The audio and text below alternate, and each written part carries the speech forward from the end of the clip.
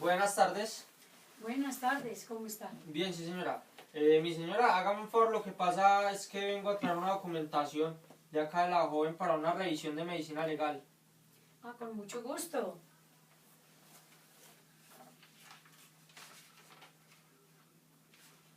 Muy bien, los papeles están en regla. Listo, mi señora, yo voy a esperar acá ahorita. Claro, con mucho gusto. Permiso. Esperemos que venga el doctor.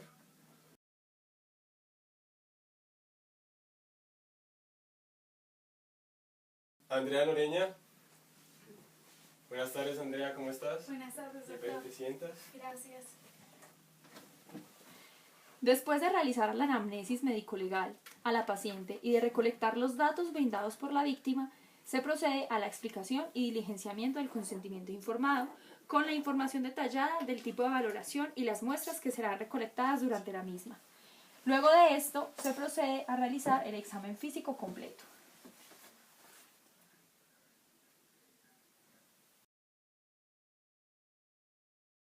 Procederemos a diligenciar el formato del rótulo del elemento de materia de prueba o evidencia física, que en este caso fue tomada la paciente, que es una muestra de orina. Este formato es el FPJ-7. Como primer ítem tenemos el código único de caso o número único de noticia criminal. En este tenemos en orden, primero el departamento, que es un número de 2 dígitos brindado por el DANE. Como segundo tenemos el municipio, que también es un número de 3 dígitos brindado por el DANE. A continuación, la entidad, que es el número asignado al organismo de policía judicial que recibe el caso. Este se encuentra compuesto por 2 dígitos y los códigos asignados son 60 para la Fiscalía General de Nación, CTI, 61 para la Policía Nacional y 63 para el IMPEC. Al lado tenemos la unidad, que es el código de la dependencia, unidad o centro de servicio judicial, que tiene conocimiento del hecho y está compuesto por 5 dígitos. Al lado tenemos el año, que corresponde al año en que se asigna el número único de caso.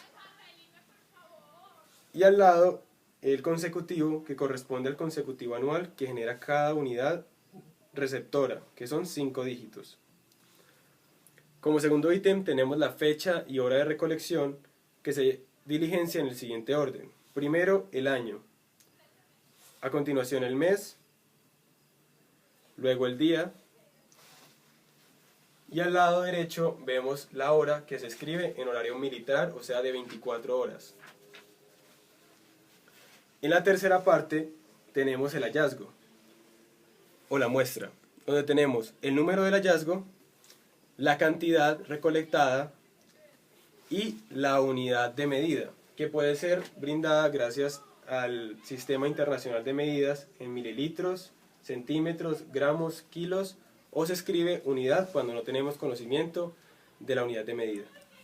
Al lado tenemos el sitio o lugar de hallazgo del elemento, materia de prueba o evidencia física.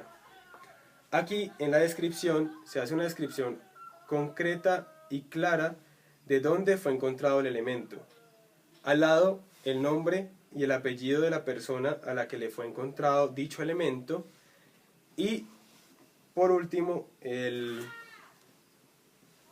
delito a investigar. Debajo tenemos la descripción del elemento, que describe las características visibles del elemento o material probatorio o evidencia física, y debe de coincidir con lo descrito en el formato de cadena de custodia.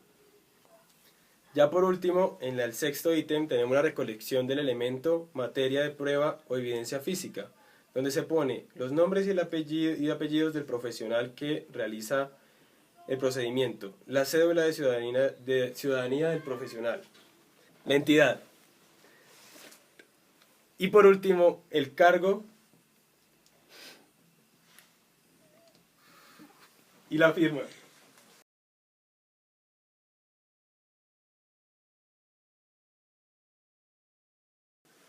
A continuación, diligenciaremos el registro de cadena de custodia, formato FPJ-08. Este registro de cadena de custodia debe de ser diligenciado de forma precisa, concisa, con letra clara, legible, no tachones ni enmendaduras. En la esquina superior derecha vemos la ubicación en la bodega. Esta parte normalmente va a ser diligenciada por personal de la Fiscalía General de la Nación en la bodega central de evidencias. En el ítem número 1 vemos el código único de caso o número único de noticia criminal, donde tenemos en el orden departamento, municipio, entidad, unidad, año y por último el consecutivo. En el segundo ítem vemos historia clínica. Este ítem debe ser diligenciado en sitios de prestación de servicios de salud, ya sean clínicos o quirúrgicos. En la tercera parte, que es la documentación del elemento, materia de prueba o evidencia física, en este vamos a determinar el nivel de participación de quién o quiénes tuvieron contacto con el elemento desde su hallazgo, y contiene 3 filas, como podemos ver en la parte izquierda, marcadas así. La H es quien halla el material, la R es quien lo recolecta y por último la E quien lo embala. A continuación, en el ítem número 4 vemos el tipo de embalaje. Allí podemos evidenciar cómo vamos a embalar la parte externa, que puede ser en bolsa plástica o de papel, y la cantidad, si es frasco o caja, y si tenemos otro tipo de embalajes también lo describimos. En el quinto ítem tenemos la descripción del elemento o materia de prueba o evidencia física, que debe de coincidir con lo que escribimos en el ítem 5 del rótulo del elemento materia de prueba o evidencia física, que es el formato FPJ-7 antes descrito. Bueno, aquí continuamos en el reverso del registro de la cadena de custodia. Aquí, como vemos en el ítem 6, tenemos el registro de continuidad de los elementos materia de prueba o evidencia. Como vemos, tenemos la fecha que se diligencia, día, mes y año. Al lado de esta, la hora, que se diligencia en formato militar 24 horas. Al lado, los nombres y apellidos de quien recibe el elemento materia de prueba o evidencia física. Al lado de esta, la cédula de ciudadanía de esa persona, la entidad, la calidad en la que actúa, que puede ser custodio, que es el funcionario de almacenamiento de bodegas de la Fiscalía General de la Nación, perito, que es el reconocido como aquel que tiene entrenamiento para realizar el examen técnico científico, transportador, que es el funcionario designado para traslado de los elementos o el material probatorio. A continuación tenemos el propósito del traspaso o traslado, donde tenemos entrega al almacén, que es el transporte al almacén de evidencias, almacenamiento, que es una actividad desarrollada por funcionarios de la Policía Judicial en el almacén de evidencias, análisis, que es el traslado para que el perito realice el examen o estudio, la presentación en audiencia, que es cuando la evidencia es transportada principalmente en diligencia de descubrimiento de pruebas o juicio oral en los casos en que la autoridad judicial los requiera.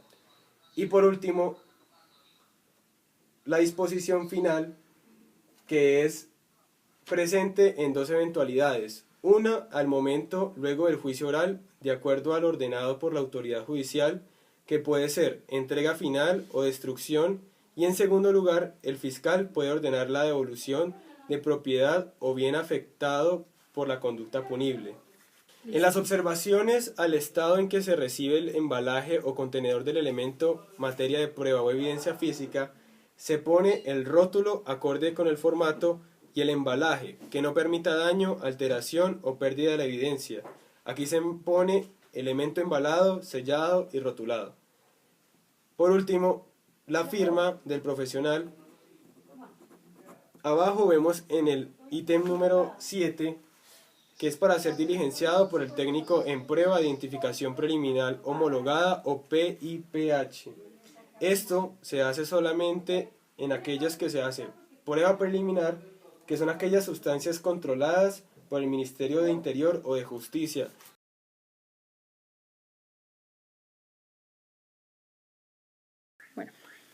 Por último, para el embalaje de las muestras, esta se puede realizar en bolsa de papel o en bolsa plástica. Estas deben ir diligenciadas con su respectivo rótulo, como se explicó anteriormente. Las muestras deben ir diligenciadas también con su respectivo rótulo. Se echa la muestra dentro de la bolsa y se sella.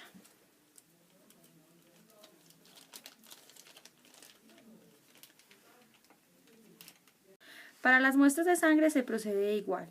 El tubo Acutainer es puesto dentro de la bolsa plástica, sellada y rotulada. Bueno, para realizar la prueba de frotis vaginal es necesario contar con 2 escobillones. Acá, con fines educativos, vamos a realizarla con 2 hisopos. Después de tomar la muestra, debemos dejarlos secar a temperatura ambiente. Posteriormente, es necesario embalarlos y rotularlos en bolsa de papel. Los empacamos con mucho cuidado de no contaminar la muestra.